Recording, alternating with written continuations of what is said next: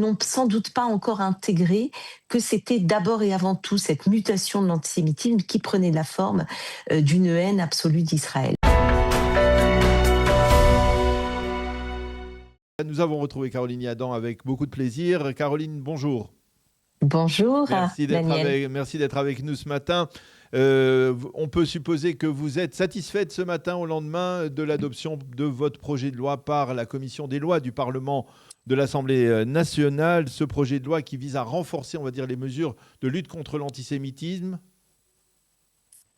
Je suis très satisfaite, je suis très heureuse d'avoir passé cette première étape qui était essentielle, qui était imparable évidemment, parce que lorsqu'une loi est examinée à l'Assemblée nationale, il faut d'abord qu'elle passe par une commission, et il faut d'abord que la commission adopte le texte. Donc non seulement la commission des lois a adopté mon texte, mais la commission des lois a adopté mon texte dans les termes exacts que je souhaitais, c'est-à-dire conformément aux préconisations du Conseil d'État que j'avais saisi préalablement. Alors, Voilà, donc c'est une belle première étape de passer, mais il y a encore beaucoup d'étapes également à passer. Alors, nous, on connaît bien ici en Israël la procédure à la Knesset, mais on peut supposer qu'elle ressemble un peu à celle de l'Assemblée nationale. Je suppose que maintenant, le texte doit être débattu en plénière. Il sera voté en une seule lecture ou en plusieurs lectures ? Alors justement, alors oui, il doit passer en séance. Le problème, c'est que la date prévue, qui est lundi prochain, là, le 26, il n'aura pas le temps de passer, même s'il est inscrit en séance, parce que la séance termine à minuit. Il y a des textes avant, donc on n'aura pas le temps de le faire passer. Donc aujourd'hui, mon objectif, c'est qu'il soit repris dans un temps, ce qu'on appelle gouvernemental, c'est que le gouvernement puisse s'en saisir et puisse l'inscrire donc courant février. Ça, c'est la première chose. Et puis ensuite, nous avons... Aujourd'hui, ce texte bénéficie de ce qu'on appelle une procédure accélérée, ce qui est aussi une excellente nouvelle. Cela signifie qu'il n'y aura pas de deuxième lecture à l'Assemblée.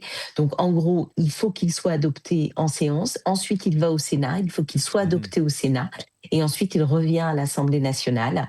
Voilà, soit dans le cadre d'une commission mixte paritaire. Enfin voilà, tout ça est assez technique, donc on en est qu'aux prémices, c'est le début, mais c'est un début qui est encourageant pour la lutte contre l'antisémitisme en France, pour la lutte contre la haine des Juifs et pour vraiment acter que cette haine des Juifs est aussi liée à la haine d'Israël, et c'est un délit extrêmement novateur que j'intègre dans ce texte, qui est le délit d'appel à la destruction d'un État reconnu par la République française en méconnaissance du droit des peuples à disposer d'eux-mêmes.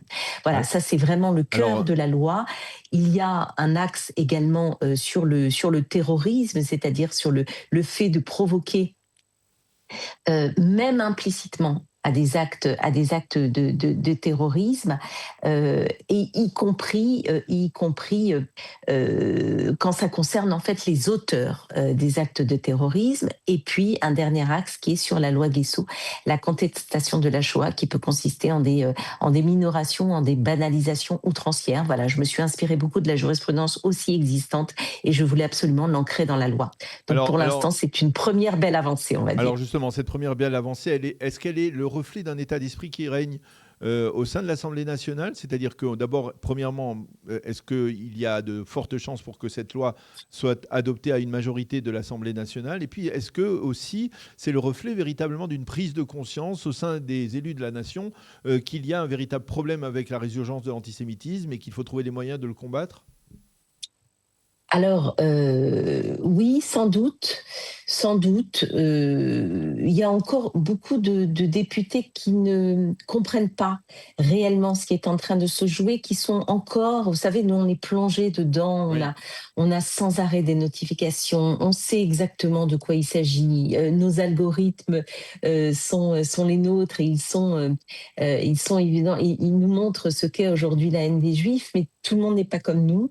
Il y a beaucoup de collègues qui, de bonne foi, ne comprennent pas en fait ce qui se joue et ne comprennent pas l'intérêt d'un tel texte pour lutter contre l'antisémitisme. Donc souvent, ce sont des collègues qui me font confiance parce ils savent aussi, et je peux leur expliquer ce qui est en train de se passer.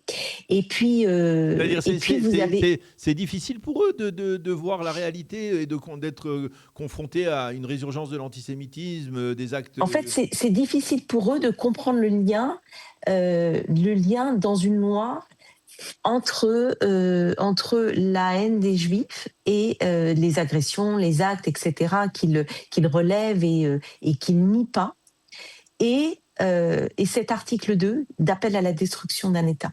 En fait, le lien est difficile parce qu'ils n'ont sans doute pas encore intégré que c'était d'abord et avant tout cette mutation de l'antisémitisme qui prenait la forme d'une haine absolue d'Israël. Et c'est ce que je m'évertue évidemment à expliquer, c'est ce que j'ai expliqué hier à la commission des lois, c'est ce que je vais continuer à expliquer dans un effort de pédagogie. Et puis évidemment, vous avez la gauche extrême à l'Assemblée nationale, c'est-à-dire LFI, c'est-à-dire EELV, les écolos, c'est-à-dire les communistes, qui sont arc-boutés sur, alors en ce qui concerne LFI, c'est une idéologie aujourd'hui réellement antisémite, puisque c'est un parti qui est porteur de l'antisémitisme dans notre hémicycle.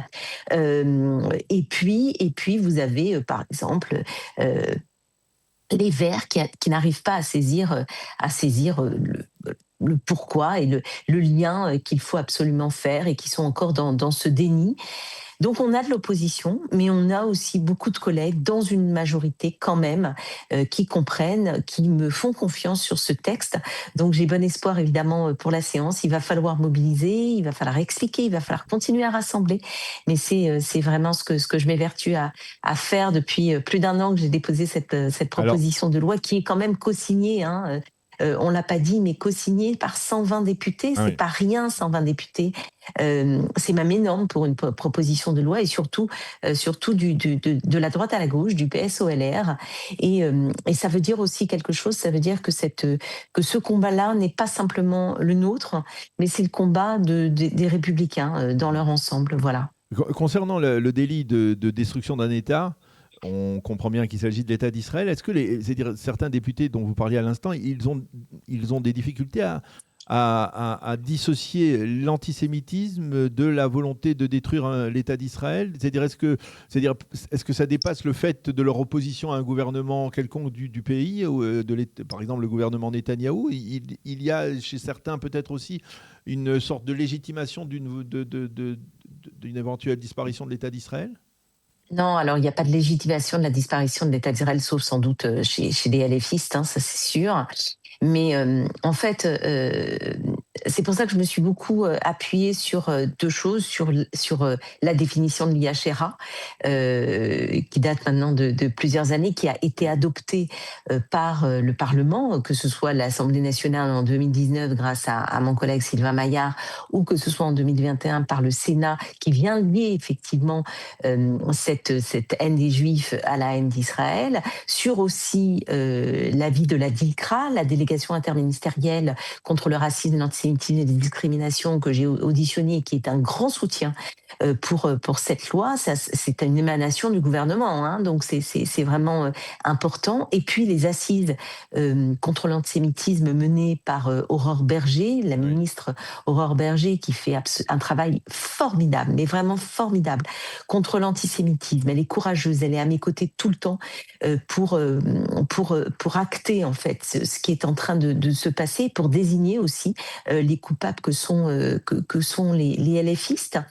Donc non, il n'y a pas, pour répondre à votre question, de légitimation évidemment de la destruction de l'État d'Israël. Il y a juste peut-être une petite incompréhension pour intégrer le fait qu'en fait, cette mutation de la haine des Juifs passe par la volonté d'anéantissement d'un État qui est l'État des Juifs. Et donc forcément, on est sur un débat presque ontologique, c'est-à-dire qu'à partir du moment où on désigne l'État d'Israël comme un mal absolu, on n'est plus dans la critique légitime qui fait partie de la liberté d'expression et qui s'exprime en premier lieu d'ailleurs en Israël.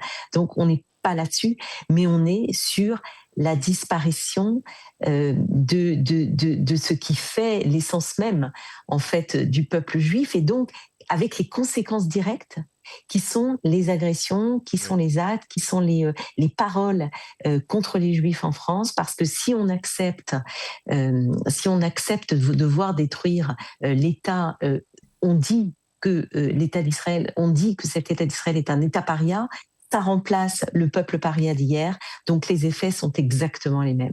Et voilà, il faut qu'ils arrivent à intégrer. Et je compte aussi sur les débats. Parce que les débats sont importants. On l'a vu hier à la commission des lois, parce que tout le monde n'était pas convaincu. On n'était pas sûr d'avoir une majorité. Et en réalité, on a eu cette majorité-là parce qu'il y a eu un débat qui a été constructif, qui n'a pas simplement été un débat de haine venant des LFistes, mais un vrai débat à la fois juridique et à la fois d'explication de ce qui était la haine des Juifs, et puis des témoignages aussi que j'ai lus. Donc voilà, beaucoup de soutien hier, et j'étais très heureuse de ça. Voilà, donc on peut le résumer, une sorte de prise de conscience de la part des membres au moins de cette commission des lois du Parlement français par rapport donc à la nécessité de lutter plus efficacement contre l'antisémitisme. Merci beaucoup Caroline Yadan, députée de la 8e circonscription des Français de l'étranger. Merci beaucoup d'avoir accepté de répondre à nos questions ce matin après l'adoption de ce projet de loi que vous avez porté, que vous continuez à porter. Proposition de loi. Proposition de loi, d'accord. Oui, un projet de loi, c'est gouvernemental, une proposition de loi, c'est des députés. Important parce que c'est une nuance que l'on ne connaît pas tellement bien ici en Israël, à la Knesset. Non, mais même en France, je vous rassure. D'accord, merci beaucoup. Merci et bonne continuation et bonne chance pour la suite de cette démarche. À bientôt. Merci Daniel, à bientôt.